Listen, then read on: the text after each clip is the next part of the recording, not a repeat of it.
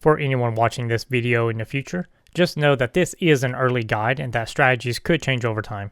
I recommend watching a run of whatever is the current world record for any notable differences. Hello all and welcome to the speedrun guide for the DLC stage Let It Slide.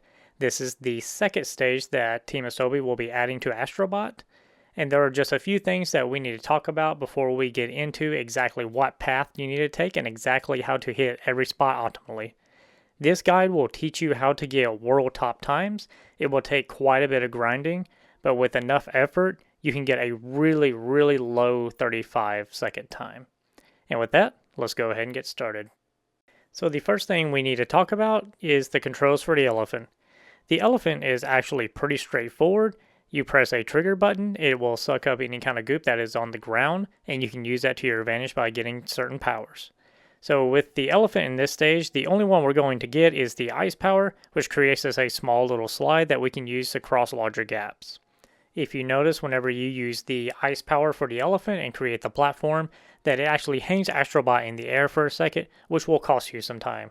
So for this stage, we want to use the minimum amount of slides, which will be 3 in order to clear this stage.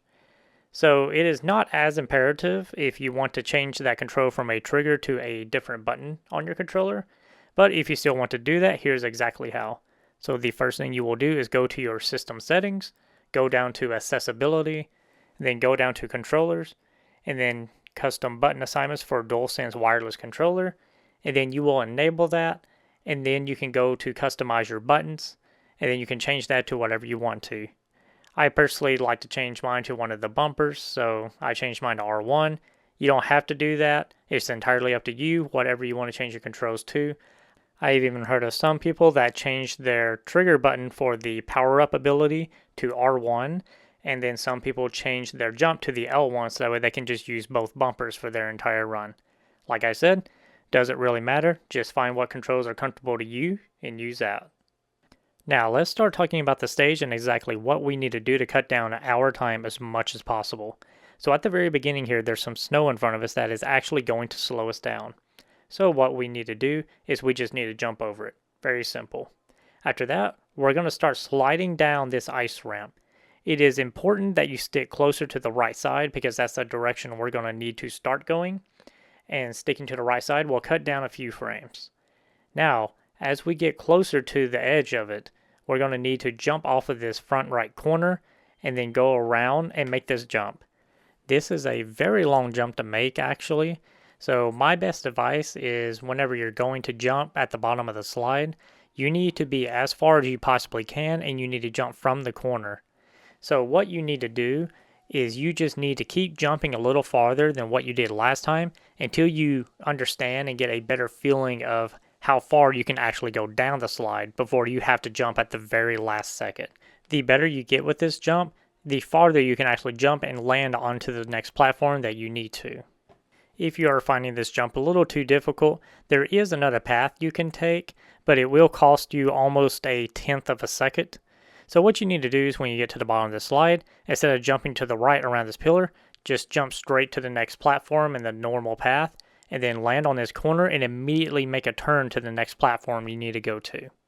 Once you are on this platform, we need to get this ice goop off the ground with the elephant so that way we can create some platforms later in the stage. Now, there are 2 ways to get this goop.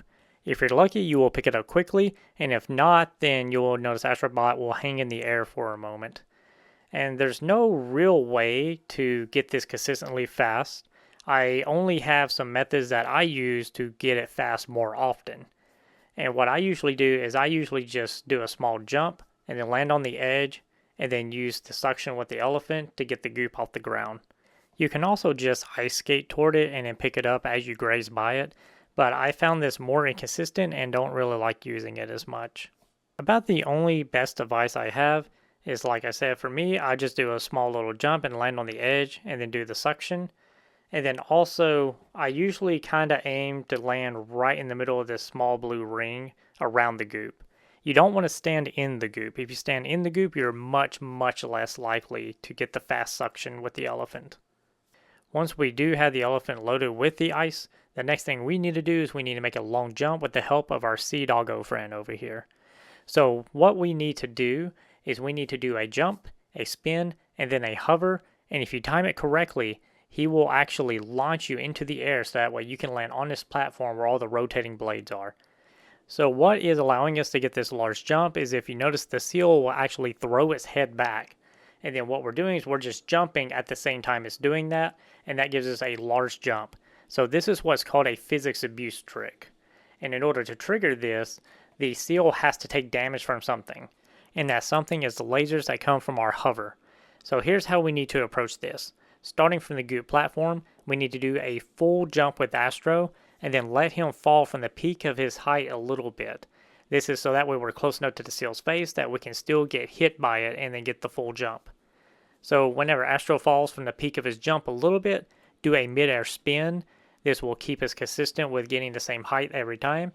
After the mid-air spin, just start hovering and you should make it onto the seal's face to where it throws it back. Whenever you land on it, immediately do a jump so that way you can get the full jump. If you are finding you are not getting the full jump, then it is probably because you're not landing on the same spot at the seal's head, or you might be jumping just slightly too late. So here's what I like to do in order to get the full jump all the time. When I am hovering to the seal, I always look at its nose and go slightly to the left of it. This is for two reasons. One, it feels more consistent with giving me the full jump that I need, and two, it already puts me in good alignment on this next platform that I need to go to.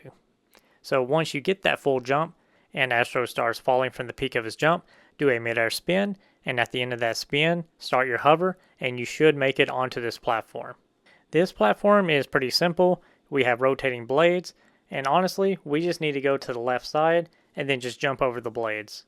Once you are over the blades, your next target is to get to the top of the slide and take it all the way down. So what we need to do is we just need to do a really long jump to get there, and honestly, it's not even that precise. You can pretty easily make it to that. And we want to land near the very top of the slide, and then once you do, point your left stick toward the bottom of it and just skate all the way down as much as you can.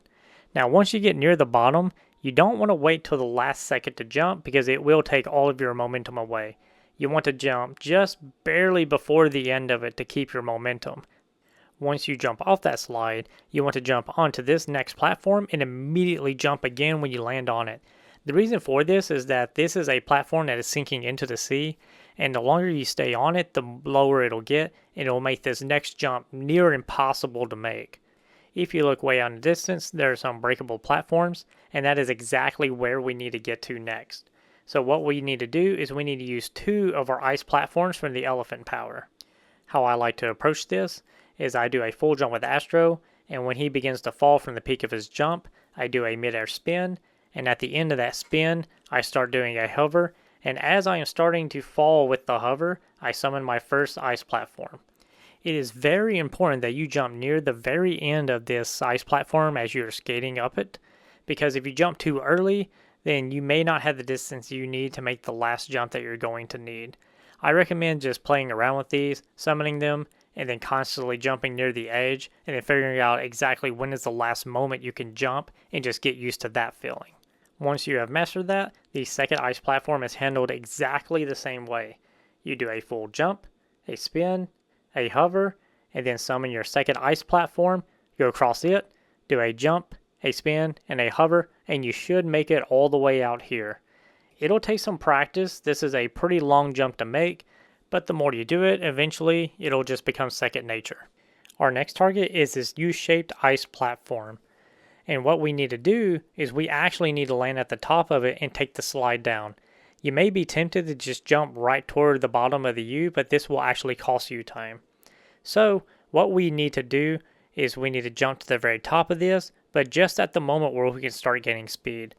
The visual marker I like to use is if you notice there's this really shiny white spot on the edge of it, I jump and land just to the left of that and then ride it down and then jump off whenever I need to. Now when you need to jump off, this will just take a bit of practice and getting the feeling down, but you need to jump about halfway up the incline for it. And if you notice, there's an edge that's sticking out a little farther than the other edges. This is kind of more of a goal you should try to shoot for. If you can jump right at the end of this, you will keep your momentum and you will need that in order to cut down time as you're getting toward the go. Now, once we have made this jump, we need to use our last ice platform with the elephant. And we need to get as much distance, but more importantly, height as possible. So, once you jump off from the U-shaped slide, you need to do a spin at the peak of the jump, and then do a hover, and this time you want to summon your ice platform when Astro is at the very top of his hover. If you did that correctly, then you should be able to make it to this third to last ice platform near the go. Once you do, just get across it, jump onto the next one, and make your way toward the go. As with the last stage, the most optimal way to end the stage and cut down your time as much as possible is to land on the edge of the button to where you can just walk onto the actual button and end the stage. And here's a full run using all of those strategies. No, this is like if you speedrun freaking Pokemon and you don't know what Pokemon is gonna jump out at you. That's what this is more like. You know, it's like random guessing and constant resetting until you get the right thing you need.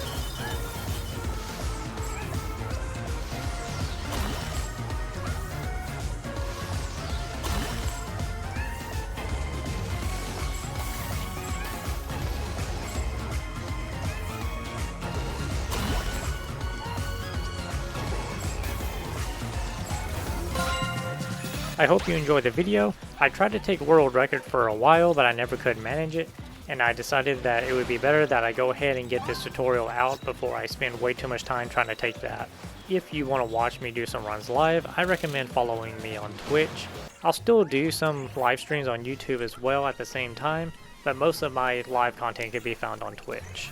Also, thanks to all of y'all's support on the last video, I actually got accepted into the YouTube Partner Program, which allows me to create some memberships, which will give you some pretty cool badges that will change over time the longer you keep your membership. And with that membership, you get some custom emotes that you can use in not only comments of videos, but also in chat and live streams and such as well. I wanted to make this pretty accessible to everybody, so I made the Tier 1 membership 99 cents in US dollars. I will also drop my Discord as a link in the description of the video. In the last video, it just went to the same Astro's Playroom Speedrun server, which was not what that one was supposed to do, but I will drop that one as well. So both my own personal Discord and the speedrun.com Astro's Playroom Speedrun Discord will be in the description as well. I hope this video helped you, and I will see you when the next stage drops. Good luck with your runs.